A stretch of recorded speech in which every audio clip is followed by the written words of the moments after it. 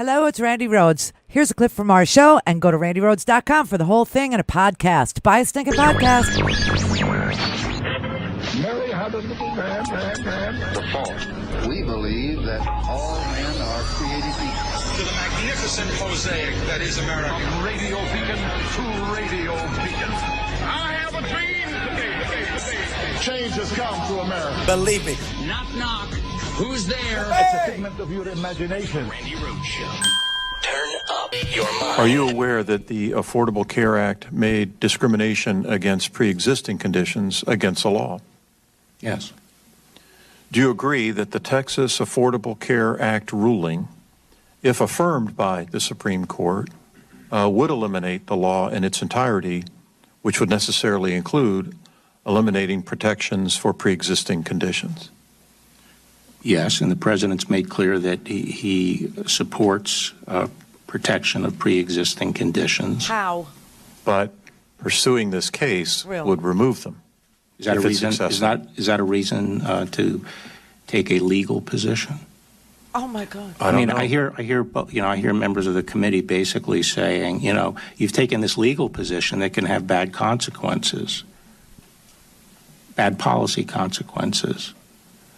Yes. But as you know, as an attorney general, you take positions based on the law and you litigate them in court, and the court makes the decision. They already have.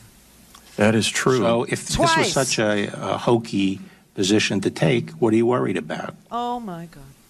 What am I worried about? Yeah, you're acting like the Millions of sky is. Americans- You say that the administration's position is hokey, and then you say the I sky didn't is. say that. Those are your words, sir. So if it's not hokey, then What am I worried about? I'm just worried saying, about I'm a millions of lawyer. Americans. I'm not in charge of health care. I litigate on behalf of the United States. I'll try not to interrupt you. I would expect the same. What I'm worried about are the people I work for, the American people, and the people you work for, sir. And it's our duty around here to look out for their best interests as public servants. And that's what I'm worried about. We're very worried about them, and the president's made clear that he wants a strong health care legislation, and he wants to protect pre-existing conditions in the event that the court accepts the legal arguments that we've presented. Worries about it so much so that you're pursuing a case that would take it away from them. Well, The irony of that is rich. Well, as I say, I yield my time. Thank you. That was it. I mean, we need somebody to fight for us a little harder than that, Charlie Crist. A little bit harder than that. The Supreme Court has ruled 2 times before that the ACA, Obamacare, is constitutional. And you have an attorney general who sits there and says, well, I got to take a legal position, and, I'm worried about the American people, too. But, the president made clear that he wants to protect. Where is his plan? You don't have a replacement plan. All this president has been doing is trying to repeal that law because he said he wanted to. That's the only reason that we've ever been given for why not repair the risk corridor payments. Why not restore those? Why not restore the individual mandate so that people in this country have to pay a little bit of freight if they choose not to carry health insurance, so that when they show up at the emergency room and I have to pay for them, they've already paid. I mean, $600 a year? They're going to go to the emergency. You can't even go to the emergency room and have a bone set for less than a few $1,000s. $600 a year? That's a bargain. And they repeal the individual mandate. This is such a smarmy attorney general. I in my whole life, I never saw anybody. What are you worried about? I took a legal position. The president's very concerned about, well, where is the president's health care plan? Where is the president's plan for border security? He is out of ideas. The only idea that the president has for border security is to kill people now, to warehouse babies. Oh my God. The Department of Homeland Security does not have a secretary. It doesn't have a deputy secretary. It's missing 2 undersecretaries. It's missing a Secret Service director. We don't have a FEMA director. We don't have a FEMA director. It's almost summertime. We don't have an ICE director, which, some of these things don't bother me so much.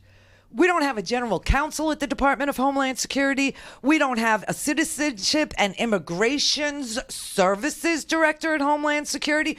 There's no Inspector General. Now, that position really scares me that there isn't one, because the Inspector General makes sure that the laws are faithfully executed inside the Department of Homeland Security, and we don't have one. We don't have an IG at the Department of Homeland Security. We don't have a chief financial officer at the Department of Homeland Security. We don't have a chief privacy officer at the Department of Homeland Security.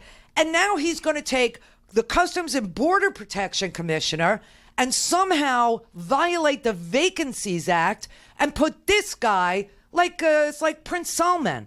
Just skip over the order of succession, except ours is a law. And theirs is, some sort of blood thing in Saudi. This whole country is being dismantled. All oversight is being hobbled.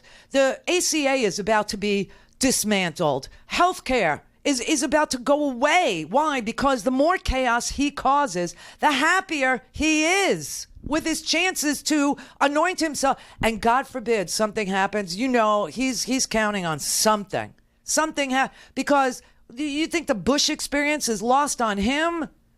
Bush did this unitary executive thing, and he did this unitary executive thing by attacking an unarmed nation called Iraq and getting this whole country to rally around the wartime president. That is not lost on Donald J. Trump. Donald J. Trump only cares about Donald J. Trump. Donald J. Trump only cares about what his version of winning looks like, and that means his family. That means he wins, not you win. David on Long Island. Hey, gorgeous. Hi. I just want to say two stupid things. Shame on the media for not confronting him when they question him about what he said today on the news. Why don't they confront him? Does that make any sense to you? I would say, how you're lying to me. You mean saying that Obama started? Yes. I apologize. I'm getting a little emotional right now. No, it's okay. I just want everybody to remember Jeff Sessions gave a little speech at the water's edge there. Remember, and he said he was implementing this family separation policy as a deterrent. Okay? Yes. So if Jeff Sessions said that he was implementing, that means it didn't exist before, that he was inventing and implementing. So it didn't exist before. So, obviously everybody knows Trump lied. The base of the Cult 45, the MAGA, they love that he lies. They love. Why don't the media just press him right there and lie? Because we all know he lies, okay? And 2/3 the assholes, my parents, we're multi-millionaires. And 2/3 of us despise him because he lies, and 1/3 of them cheer because he lies, because they want this country taken apart. I don't get it, my dear. I love you. Well, I'll tell you what's sad. What's really sad is we don't deserve what we're about to go through, and we are about to go through it. That's the truth. But what's not even sadder, but what's very sad for the people who still support him is they're going to go through it too. And those people are the worst situated. Those are people who really cannot afford to go through what we're about to go through. Some of us will make it through, just like some of us made it through the crash of 2008 and others of us didn't. And the people that hadn't made it through the 2008 depression, they're the Trump voters. And now what little they have is about to be stolen from them.